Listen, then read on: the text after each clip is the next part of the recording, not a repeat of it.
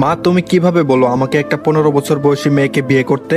একজন medicine specialist হয়ে ওই বাচ্চা মেয়েকে আমি বিয়ে করতে পারবো না। মা বলল, চুপ করে ইজান, তোর বাবা যেহেতু বিয়েটা ঠিক করেছে তোর বাবাকে বল। আর মেয়েটা খুব সুন্দর, একেবারে মায়াবী চেহারা তার। আমি বললাম মায়াবী হোক, আমি বিয়ে করব না। মা বলল, বেশি কথা বলিস না ইজান, খুব ভালো লক্ষ্মী মেয়ে একটা, তোর বাবার বন্ধু নাহিদ সাহেবের মেয়ে, তিনি মারা গিয়েছেন 2 মাস হলো। রুবিনা খাতুন মেয়েকে এত তাড়াতাড়ি বিয়ে দিতে চাননি এখন, কিন্তু গ্রামের কিছু বাজে ছেলে মেয়েটাকে খুব জ্বালাচ্ছে। দয়া করে রাজি হয়ে যা বাবা, তোর বাবা কেমন মানুষ তুই তো জানিস। তারপরও সে একবার স্ট্রোক করেছে, এখন যদি তুই বিয়ে করবি না কথাটা শুনে আবার কিছু হয়ে যায়, পাগলামো করিস না ইজান। মায়ের কথা শুনে ইজান কিছুটা নত হলো। ইজান শেখ বাবা মায়ের বড় সন্তান, তার একটি ছোট বোনও আছে ইজনিয়া শেখ, আপাতত মেডিকেল পড়ছে। ভাইয়ের মতো ডাক্তার হওয়ার ইচ্ছে আছে তার। ইজান পেশায় একজন ডাক্তার, মেডিসিন বিশেষজ্ঞ। ইজানের বাবা হুমায়ুন শেখ সরকারি চাকরিজীবী ছিলেন, তিনি মূলত একজন সেনাবাহিনীর উচ্চপদস্থ কর্মকর্তা ছিলেন। আর ইজানের মা মনিরা শেখ সাধারণ মহিলাদের মতো গৃহিণী। ইজান কিছুটা ভেবে উত্তর দিল, ঠিক আছে আমি বিয়ে করব। কথাটি বলে ধোপাধোপ পা ফেলে রুম ত্যাগ করলো। মনিরা বেগম হাসছেন, এই হাসি যেন তৃপ্তিময়। প্রায় 3 ঘন্টা পর ইজান এবং তার পরিবার গ্রামে এসে পৌঁছালো। গ্রামেই তার বিয়ে হবে। বিয়েটা সাধারণভাবেই হবে, কারণ হুমায়ুন শেখ চান না এত বড় করে বিয়ে হোক। এমনিতেও তার বন্ধুর কোনো রকম সংসার ছিল, এখন সেও নেই। বিয়েটা বড় করে করলে তার বন্ধুর পরিবারের উপর বড় প্রভাব ফেলবে, তাই তিনি চাননি বিয়েটা বড় করে হোক। পুষ্প বলল, আপু তোমার বর চলে এসেছে, কিছুক্ষণ পর তোমাকে বিয়ে করে নিয়ে চলে যাবে, হা হা হা। পুষ্পের কথা শুনে পদ্ম কেঁপে উঠল। বিয়ের কথা শুনে পদ্মের বুকটা কেমন যেন জ্বলে উঠল, যেন কেউ আগুন ধরিয়ে দিয়েছে। চোখ দিয়ে বেহায়া হয়ে 2 ফুটো পানি গড়িয়ে পড়ল। সে চায়নি এত তাড়াতাড়ি বিয়ে করতে, কিন্তু তার বাবা মা তাকে অনেক কথা বলার পর সে রাজি হয়েছে। কিছুক্ষণ পর ইজান আর পদ্মর বিয়েটা শেষ হলো। এখন বিদায় দেওয়ার পালা। পদ্ম বেঘুরে কান্না করছে। ইজানের বোন ইজানিয়া পদ্মর হাত ধরে আছে। রুবিনা খাতুন কান্নারত অবস্থায় ইজানের উদ্দেশ্যে বললেন, বাবা আমার মেয়েটা অত্যন্ত ছোট, সবেমাত্র ওর বেড়ে ওঠার বয়স, এখনই তার বিয়ে দিয়ে দিয়েছি। পরিস্থিতির কারণে আমার ছোট মেয়েটার এ দশা। বাবা হারা মেয়ে আমার, তুমি ওকে একটু মানিয়ে নেওয়ার চেষ্টা করো, আমার মেয়েটা যেন ভালো থাকে। ইজান গভীর কণ্ঠে জবাব দিল, জি। অতঃপর পদ্মকে গাড়িতে উঠিয়ে তারা আবার ঢাকার উদ্দেশ্যে রওনা হলো। গাড়িতেও পদ্ম কান্না করছে। পদ্মের এক পাশে ইজান এবং আরেক পাশে ইজানিয়া। পদ্ম কান্না থামিয়ে একবার ইজান এবং আরেকবার ইজানিয়ার দিকে তাকালো।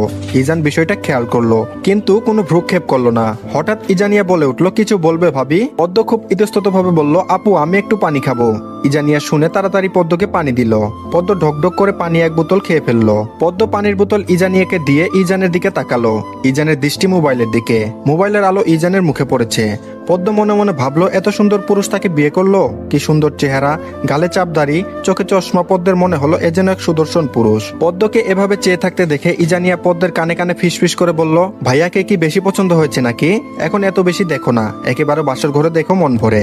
ইজানিয়ার কথা শুনে পদ্ম তৎক্ষণাৎ চোখ নামিয়ে ফেললো। দীর্ঘ একটা লম্বা জার্নির পর সবাই বাসায় আসলো। ইজানের মা মনিরা শেখ দ্রুত সিঁড়ি বেয়ে নিচে নেমে এসে তার পুত্রবধূর কাছে আসলেন। কি সব নিয়ম আছে সেগুলো শেষ করে নতুন বউকে ঘরে তুলবেন তিনি। ইজান এগুলো শেষ না করেই উপরে চলে গেল। এ বিষয়ে হুমায়ুন শেখ একটু রাগ হলেন। সব নিয়ম কানুন শেষ করে ইজানিয়া পদ্মকে নিয়ে ইজানের রুমে গেল। রাত প্রায় 12টা বেজে গিয়েছিল। ইজানিয়া বলল, ভাবি তোমার লাগেজে সব জামা কাপড় আছে, তুমি ফ্রেশ হয়ে পরে নিও, আমি যাই, প্রচুর ক্লান্ত আমি। কথাটি বলে ইজানিয়া বাহিরে যাওয়ার জন্য পা বাড়ালো, আর তখন ওই পদ্ম তার হাত ধরে ফেললো।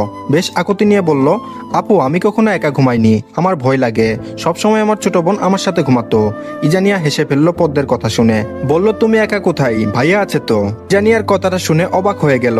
সে একজন পুরুষ মানুষের সাথে ঘুমাবে শুনে কেমন যেন শরীরে কাটা দিয়ে উঠলো। তারপর বলল, না না আপু, আমি একটা ছেলের সাথে ঘুমাতে পারবো না। ইজনিয়া হেসে দিল কথাটি শুনে। তারপর বলল, সে তোমার বর, খাঁটি বাংলায় যেটাকে বলে স্বামী, আর আজকে থেকে তার সাথেই তোমার ঘুমাতে হবে।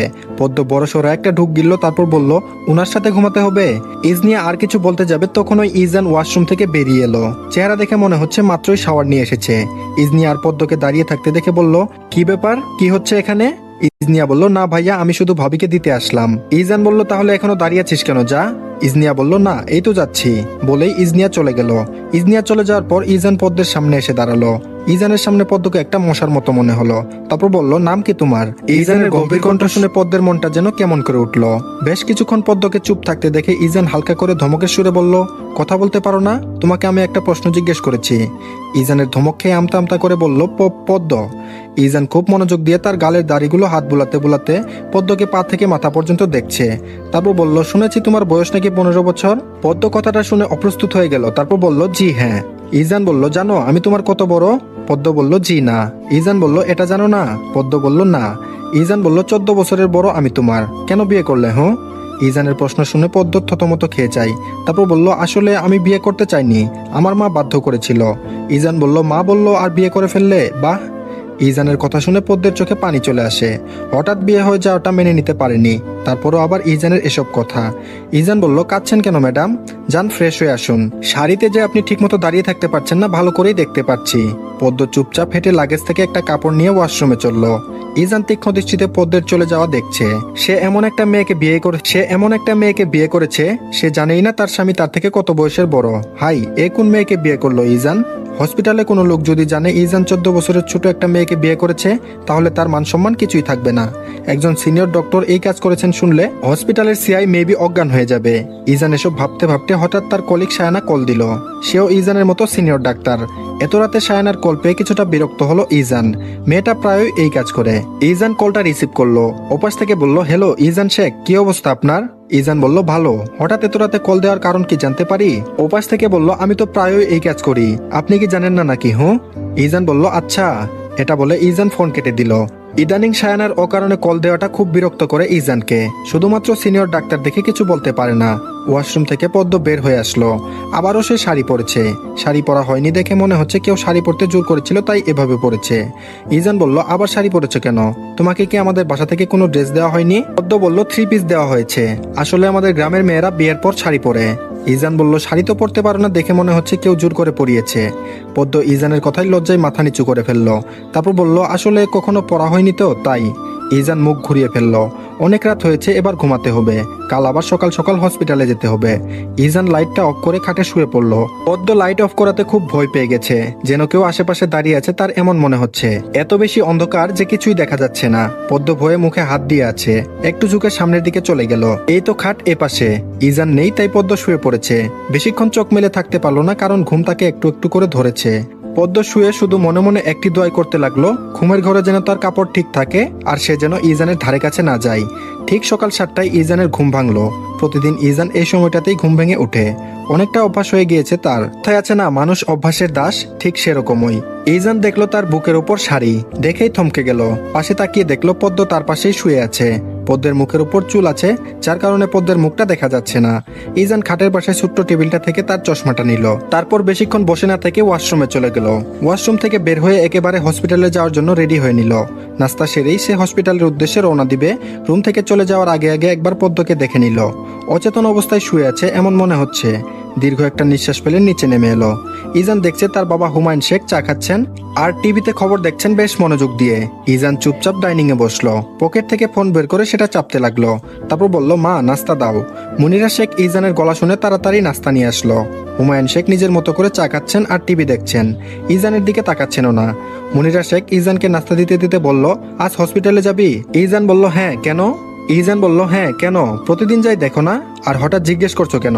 ইজানের কথায় মুনিরা শেখ অবাক হয়ে গেলেন। কি ভাবলেশীন কথাবার্তা, সবেমাত্র কাল বিয়ে হলো আর আজ হসপিটালে যাবি? আজ না গেলে হয় না? ইজান বলল, না মা, হয় না। আমি তো হসপিটাল থেকে ছুটি নেইনি, আর কেউ জানেও না আমার বিয়ে হয়েছে। মুনিরা শেখ বলল, তা পদ্ম কোথায়? পদ্মের কথা শুনে ইজান খাবার বন্ধ করে দিল। তারপর বলল, ঘুমোচ্ছে। ইজান বলল, আমি কিন্তু আমার ফ্ল্যাটে চলে যাব। এখান থেকে হসপিটালে যেতে অনেক সময় লাগে। আজ রাতে বাসায় আসলে কালকে ওখানেই চলে যাব। ইজানের কথা শুনে মুনিরা শেখ একটু ভয়ে ভয়ে বললেন, পদ্মকে নিবি না?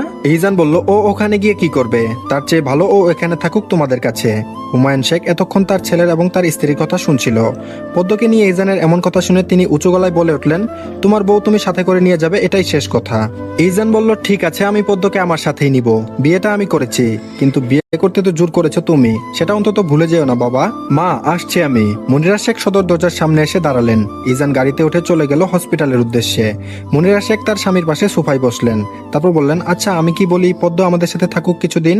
সবকিছুই তো তোমার ইচ্ছেতেই হচ্ছে, এটা না হয় আমার ইচ্ছেতে একটু হোক। ইজান সারাদিন হসপিটালে থাকবে, পদ্ম কি একা একা বাসায় থাকবে নাকি? ওর মন টিকবে ওখানে বলো? সবেমাত্র গ্রাম থেকে আসলো মেয়েটা, শহরের কিছুই চিনে না। যদি ওখানে ওর একা একা থাকতে কোনো সমস্যা হয়? হুমায়ুন শেখ বললেন, পদ্ম কি সারা জীবন আমাদের সাথে থাকবে? ওর তো একাই থাকা লাগবে, আর না হয় ইজানের বাসায় তুমি 2-1 দিন থেকে এসো। বুদ্ধিটা খারাপ না। হুমায়ুন শেখের কথাটি খুব ভালো লাগলো মুনিরা শেখের। তারপর বলল, ঠিক বলেছো, আমি থেকে আসবো ওই বাসা থেকে। ঘড়ির কাঁটা যখন 9টা 20, তখন পদ্মের ঘুম ভাঙলো। ঠুলুমুলু হয়ে বসেছে সে, হাত দিয়ে চোখ ডলছে, 2 হাতে তার চুলগুলো খোপা করে নিল। পদ্মের একটা অভ্যাস, ঘুম থেকে উঠে সে ওই বিছানাতেই কয়েক মিনিট বসে বসে থাকবে। পদ্ম ইজানের রুম ভালো করে দেখছে। এক দেয়ালে ইজানের অনেক বড় একটা ছবি। দেখে মনে হচ্ছে চারপাশে শুধু পাহাড় আর পাহাড়, আর ইজান দাঁত দেখিয়ে হাসি দিয়ে আছে। ইজানের গ্যাস দাঁতও আছে, যার কারণে তার হাসিটা একটু বেশি সুন্দর দেখাচ্ছে। পদ্ম মুগ্ধ নয়নে ইজানের ছবিটা দেখছে আর মনে মনে বলছে, মানুষটা এত সুন্দর কেন। পদ্ম বিছানা ছেড়ে উঠে আসলো, কিন্তু বিছানার দিকে আবারও তাকালো। আচ্ছা, মানুষটা কোথায়? ঘুম থেকে উঠে তো তাকে দেখলাম না। এসব ভাবতে ভাবতে পদ্ম ওয়াশরুমে চলে গেল। ওয়াশরুম থেকে বের হয়ে দেখলো তার ননদ ইজনিয়া দাঁড়িয়ে রয়েছে। ইজনিয়াকে দেখতে পেয়ে সে এক প্রকার খুশি হলো, কারণ তার শাড়িটা এলোমেলো হয়ে আছে। ইজনিয়া ঠিক করে দিতে পারবে। দ্রুত পায়ে ইজনিয়ার সামনে দাঁড়ালো। ইজনিয়া পদ্মকে এই অবস্থায় দেখে অবাক হয়ে গেল। বলল, তোমার একই অবস্থা? পদ্ম তুতা পাখির মতো উত্তর দিল, আপু, কাল রাতে আমি বিয়ের শাড়ি খুলে এটা পরেছিলাম। শাড়ি ঠিক মতো পরতে পারিনি। আমি কখনো পরিনি, তাই পারিনি। ইজনিয়া বলল, তা তোমাকে শাড়ি পরতে বলেছিল কে? পদ্ম বলল, আমাদের গ্রামের মেয়েরা বিয়ের পর শাড়ি পরে, তাই আমিও পরেছি। ইজনিয়া বলল, তুমি যে এভাবে শাড়ি পরেছো ভাইয়া কিছু বলেনি? ইজনিয়া সন্দেহ দৃষ্টিতে প্রশ্নটি করলো। পদ্ম বলল, না আপু, উনি কিছু বলেনি। আপনি আমার শাড়িটা একটু ঠিক করে দিবেন আপু? ইজনিয়া বলল, অবশ্যই দিব। আর শোনো, তুমি আমাকে তুমি করে বলবা, ঠিক আছে? পদ্ম বলল, জি আচ্ছা। ইজনিয়া পদ্মের শাড়ি ঠিক করে দিচ্ছে। পদ্ম বেশ নিচু কণ্ঠে ইজনিয়াকে প্রশ্ন করলো, আপু, ওনার নামটা আসলে কি? উনি কি করে? আচ্ছা আপু, আমি ঘুম থেকে উঠে ওনাকে দেখলাম না কেন? ইজনিয়া এক পর্যায়ে পদ্মের প্রশ্ন শুনে হেসে দিল। পদ্ম তার স্বামীর নাম ওই জানে না, বিষয়টা একটু বেশি হাস্যকর না? তারপর বলল, ওনার নাম ইজান শেখ। সে একজন মেডিসিন স্পেশালিস্ট, মানে ধরে নেও একজন ডক্টর। আর তোমার উনি হসপিটালে চলে গিয়েছে। পদ্ম বলল, আপু, তোমার ফোনে কয়টা বাজে? ইজনিয়া বলল, 9:35। কেন? ইজনিয়া বলল, এত তাড়াতাড়ি উনি হসপিটালে চলে গিয়েছেন? আর এখন কি কোনো রোগী আসবে নাকি? ইজনিয়া আবারও হেসে দিল পদ্মের কথা শুনে। তারপর বলল, এখান থেকে হসপিটাল যেতে 2 ঘন্টাও বেশি সময় লাগে। আর ভাইয়া যেহেতু সরকারি ডক্টর, মেডিকেল অফিসার, তাই ওদের একটু আগেই হসপিটালে উপস্থিত থাকা লাগে। বুঝছো সুন্দরী? পদ্ম বলল, জি আপু। ইজনিয়া এবার মজা করেই পদ্মকে একটা প্রশ্ন জিজ্ঞেস করলো। ইজনিয়া বলল, তুমি আমার নাম জানো তো? পদ্ম প্রশ্নটা শুনে বেশ থতমত খেয়ে গেল।